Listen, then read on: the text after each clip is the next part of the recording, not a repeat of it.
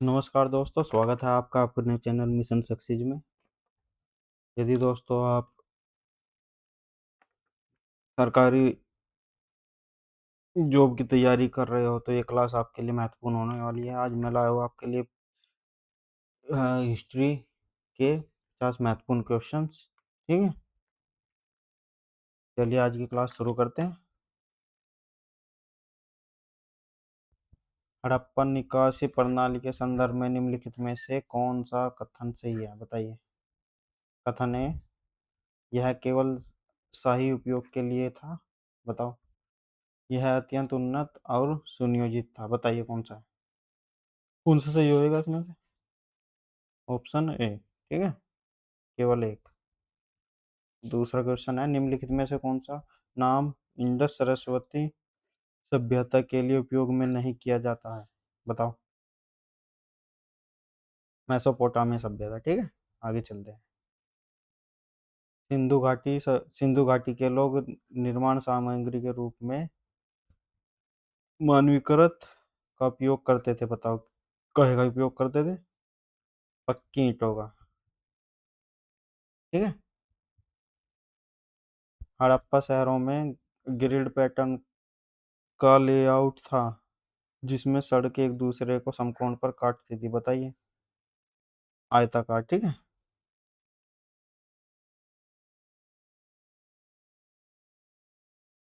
आगे चलते हैं। हड़प्पा वासियों द्वारा मोती बनाने के लिए प्रयुक्त किए जाने वाला पत्थर को कार्ने कार्नेलियन अधिकतर कहाँ पाया जाता है। बताओ। बताओ। गुजरात। ठीक है।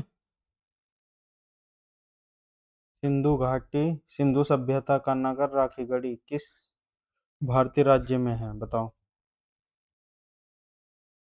हरियाणा। ठीक है। निम्नलिखित में से कौन सा सिंधु घाटी के शहरों की एक विशेषता नहीं है। बताओ। बताओ कौन सी नहीं है। लोहे के औजारों का व्यापक उपयोग। ठीक है, सिंधु घाटी के लोग लोहे का उपयोग नहीं जानते थे। ठीक है, आगे चलते हैं। यूरेशिया में हड़प्पावासी कौन सी फसल उगाने वाले पहले लोग थे। बताइए कौन से थे। कपास। ठीक है। सिंधु घाटी के शहर आमतौर पर किससे घिरे होते थे। बताओ। बताइए। गेटवे के साथ किलेनुमा दीवारें। ठीक है। दैमाबाद एक हड़प्पा स्थल किस राज्य में स्थित है। बताओ। दैमाबाद, बताओ कहाँ स्थित है। महाराष्ट्र। ठीक है। कालीबंगा के हड़प्पा स्थल पर कौन से महत्वपूर्ण कृषि संबंधी साक्ष्य खोजे गए। बताइए। खेतों के हल्के क्रॉस क्रॉस निशान। ठीक है।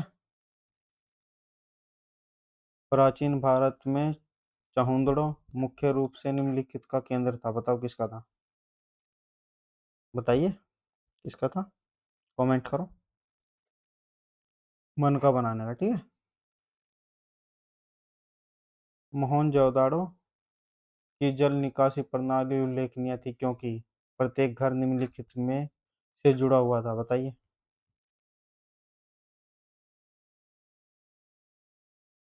एक ढकी हुई सड़क नाली में। ठीक है, आगे चलते हैं। हड़प्पा संस्कृति की मुहरों के संदर्भ में कौन सा कथन सही है। बताओ। ये स्थानीय रूप से पाए जाने वाले स्टेटाइट से बनाई गई थी। इन मुहरों में अक्सर पशु रूपांकन और अपठित लिपि प्रतीक होती है। बताइए। बताइए कौन सा होगा। दोनों हो जाएगा। ठीक है,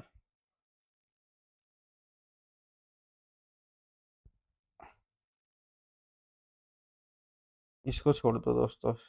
अच्छा है तो अभिकथन हड़प्पा में गोलाकार ईंटों के चबूतरों का उपयोग धार्मिक समारोह के लिए किया जाता था। कारण है, इन चबूतरों पर गेहूं और जौ के दाने पाए गए थे। बताओ कौन सा सही होगा इसका कारण।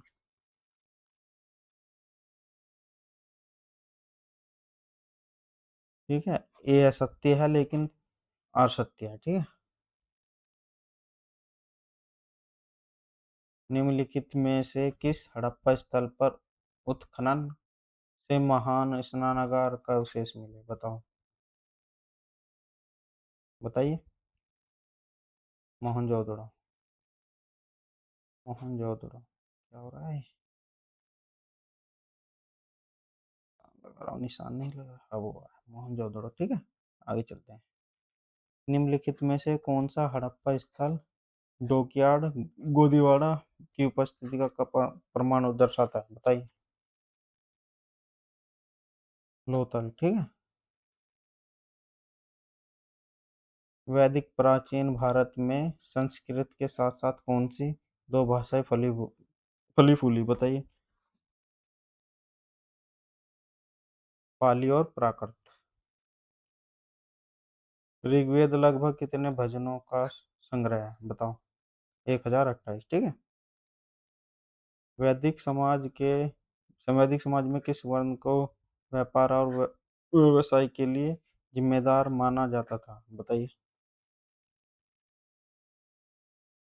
वैश्य। ठीक है।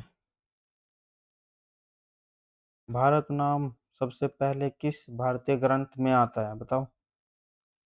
भारत नाम सबसे पहले किस भारतीय ग्रंथ में आता है। बताइए। ऋग्वेद में। ठीक है। उपनिषद में आत्मा शब्द का तात्पर्य क्या है। बताइए। आंतरिक स्व या सोल। ठीक है। किस वेद में अधिकांशतः ऋग्वेद से लिए गए भजन है जिन्हें गायन के लिए व्यवस्थित किया गया है। बताइए। केवल एक, सामवेद। ठीक है।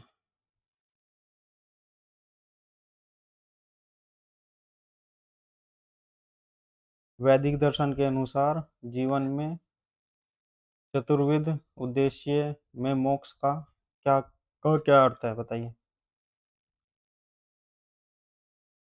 आध्यात्मिक स्वतंत्रता। ऋग्वेद के संदर्भ में संहिता का क्या अर्थ है। बताइए। ऋग्वेद में संहिता का क्या अर्थ है। बताइए, बताइए, जल्दी जल्दी बताइए।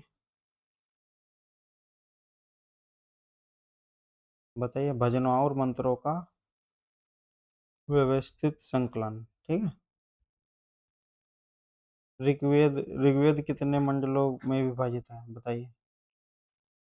ऋग्वेद कितने मंडलों में विभाजित है। बताइए, जल्दी जल्दी करके बताइए। 10। ठीक है। ऋग्वेद के संदर्भ में ऋक शब्द का अर्थ क्या है। बताइए। बताइए। पवित्र भजन। ठीक है। निम्नलिखित चार वेदों में से किस एक को भारतीय संगीत का मूल माना जाता है। बताइए। सामवेद को। ठीक है। ऋग्वेद में उल्लिखित सप्त सिंधु नदियों में से एक सतलुज नदी का वैदिक नाम क्या है। बताइए। क्या नाम है। सुतुर्दी। ठीक है। आगे चलते हैं। गाय को गो कहते हैं जिससे बहुत सारे शब्द बने हैं। वैदिक काल में एक धनी व्यक्ति को क्या कहा गया था। बताइए। एक धनी व्यक्ति को क्या बोला गया था। गोमत। निम्नलिखित में से कौन सा भारतीय संस्कृति का सबसे प्रारंभिक साहित्य अभिलेख है। बताइए। बताइए। ऋग्वेद। ठीक है। वेदों की रचना किसने की थी। बताइए। वेदों की रचना किसने की थी। आर्य ने। ठीक है। किस देवता को उत्तर वैदिक काल में हल का देवता की नई उपाधि प्रदान की हुई है? बताइए कि किसको प्रदान हुई थी हल्का देवता की उपाधि? इंद्र को, ठीक है। वैदिक आर्य सप्त सिंधु क्षेत्र में रहते थे। 7 नदियों में से एक झेलम का प्राचीन नाम क्या था? बताइए। झेलम का प्राचीन नाम क्या था? वितस्ता, ठीक है। वैदिक कालीन प्रशासन में भागदू कौन अधिकारी था? भागदू, बताइए कौन था? राजस्व कर जमा करने वाला, ठीक है। बिहार में कई वर्षों तक मगध की राजधानी थी, जिसे बाद में पाटलिपुत्र स्थानांतरित किया गया। बताइए। बिहार में कौन सी राजधानी थी जिसको पाटलिपुत्र में स्थानांतरित किया गया?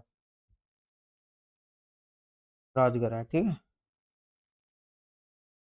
चौथी शताब्दी ईसा पूर्व में लगभग महापद्मनन कहाँ प्रमुखता से उभरे थे? बताइए। चौथी शताब्दी ईसा पूर्व में के लगभग महापद्मनंद कहाँ प्रमुखता से उभरे थे? बताइए। बताइए। मगध, ठीक है। प्राचीन भारत में अंग महाजनपद की राजधानी बिहार के किस शहर में थी? चंपा में, ठीक है। आगे चलते हैं। महाजनपदों और उनकी राजधानियों का सही मिलान कीजिए। सही मिलान तो हो ही रहा है। काशी वाराणसी में, कौशल श्रावस्ती में, औन्नत्य उज्जैन, मगध राजगढ़ है, ठीक है। ये सब मिलान है, इसका ये ऑप्शन हो जाएगा, ठीक है।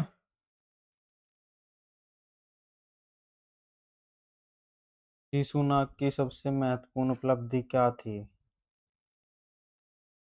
अवनति अवनति को पराजित कर मगध में मिलाना, ठीक है। कौशल की राजकुमारी से बिंबिसार के विवाह का राजनीतिक महत्व क्या था? बताइए। कौशल के साथ शांति, ठीक है। छठी और चौथी शताब्दी ईसा पूर्व के बीच कौन सा महाजनपद राजनीतिक और सैन्य प्रमुखता तक पहुंचा? बताइए। मगध, ठीक है। मगध के उद्देश्य मगध के उदय में निम्नलिखित में से कौन सा एक महत्वपूर्ण योगदान कारक था? बताओ। एक अत्यधिक कृषि उत्पादक क्षेत्र, ठीक है। कौशाम्बी किस महाजनपद की राजधानी थी? वत्स की, ठीक है। वत्स। तक्षशिला शिक्षा का केंद्र था। यह किस महाजनपद की राजधानी थी? बताइए। गंधार, ठीक है। वज्जी महाजनपद की राजधानी क्या थी? बताओ। वैशाली, ठीक है।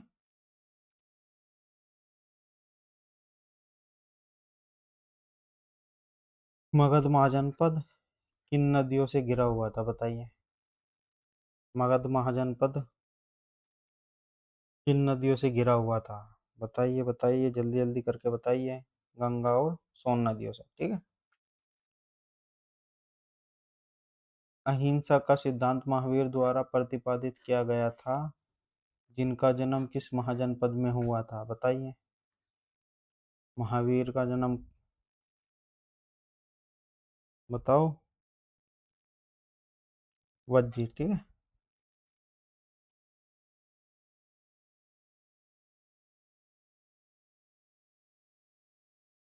किस मंदिर को ब्लैक पैगोडा के नाम से भी जाना जाता है? सूर्य मंदिर, कोणार्क, ठीक है। वज्जी लिच्छवी के संदर्भ में कौन सा कथन सही है? बताइए। यह एक शक्तिशाली राजतंत्र था। यह विश्व का पहला ज्ञान गणराज्य था। इसकी राजधानी हस्तिनापुर थी। यह केवल ब्राह्मणों का शासक था। बताओ, यहाँ केवल ब्राह्मणों का शासन था। बताओ कौन सा था। यह विश्व का पहला ज्ञात गणराज्य था। ठीक है दोस्तों, यदि आपको ये क्लास अच्छी लगी हो तो लाइक शेयर और सब्सक्राइब जरूर करना। ठीक है दोस्तों, लाइक कमेंट जरूर करना। थैंक यू दोस्तों।